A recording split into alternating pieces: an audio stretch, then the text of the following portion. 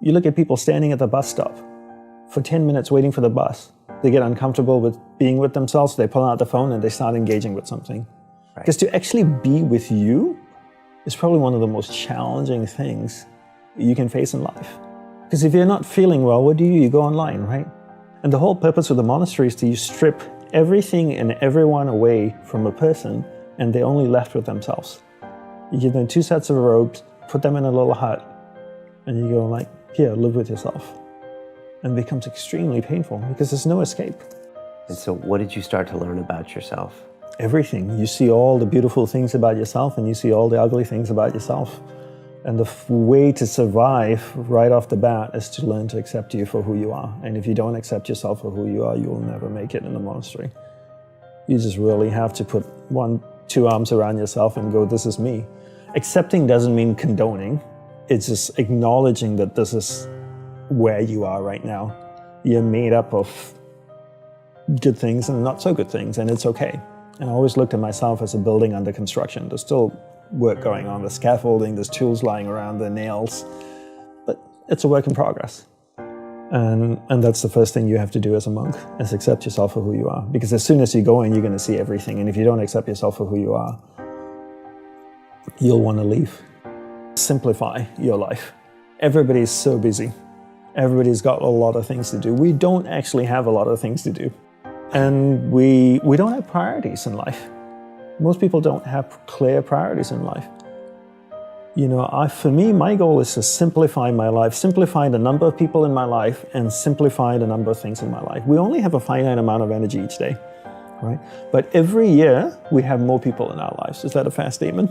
More Facebook friends, more people you're connected with, but your energy stays the same. So that's not a proportionate growth.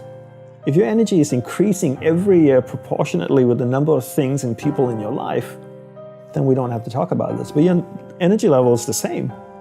But the amount of people and things in your life are growing almost exponentially. So whereas that doesn't work. So for me, it's always about simplifying first the people and things into your life, into who and what's most important, taking that finite energy that you have each day and focusing. Second step is learning how to focus and concentrate that finite amount of energy into the people and things that truly matter. Now you start to create a lifestyle that you actually love because you're invested into people and things that matter. And the byproduct of that is happiness. Happiness is not a goal. And if you ask most people, what do you want in life? They say, I want to be happy. I always say you should never pursue happiness. Don't pursue happiness. Pursue a lifestyle where the byproduct of that lifestyle is happiness. So happiness comes as a byproduct. I spend time with the people that I love. What is my byproduct? I'm happy. I spend time with people I don't like. I'm not happy. So don't pursue happiness. Pursue a lifestyle that gives happiness. But in order to pursue that lifestyle, you need to be clear what you want in life. What's your purpose in life?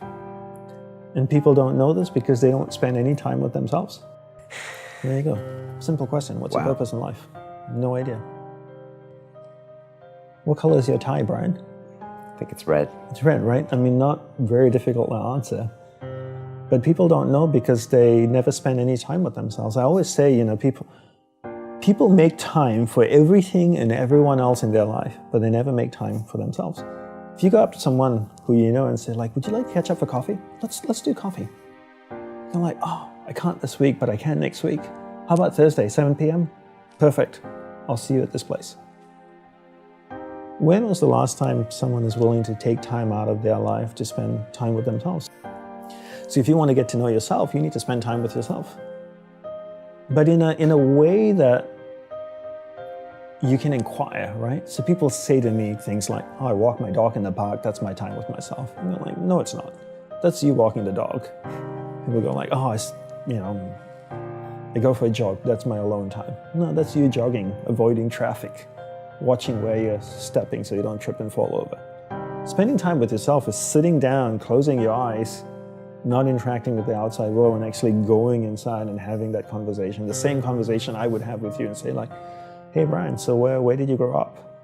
You know, you said California, do you like to surf? No? Hate the water, love the water? Tell me, right? And people don't have that conversation because they don't have that conversation with themselves. They don't end up knowing what they want in life. Because they don't know what they want in life, they can't focus that finite amount of energy. And then they don't live a lifestyle that